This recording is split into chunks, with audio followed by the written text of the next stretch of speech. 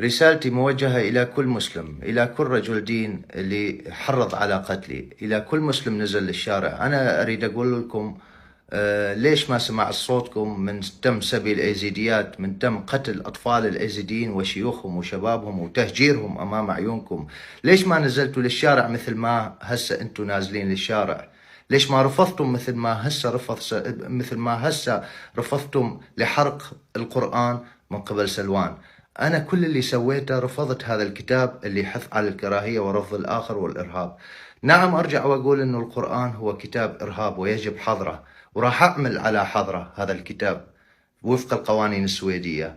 لذلك أنتم أثبتتم اليوم أنه اللي قال سلوان عن القرآن هو صحيح، لأن أنتم مليار واحد حرضوا على قتلي، مليار واحد مسلم يريد قتلي اليوم أنا فقط لأني عبرت عن رأيي وقلت أنه القرآن هو كتاب الإرهاب.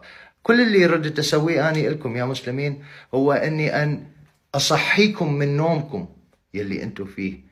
أنتم مخدوعين، لأن أنتم ضحايا الإسلام قبل ما يكونوا الأيزيدية والمسيحية والملحدين ضحايا لإلكم، واليهود والصابئة كلهم ضحايا لهذا الدين.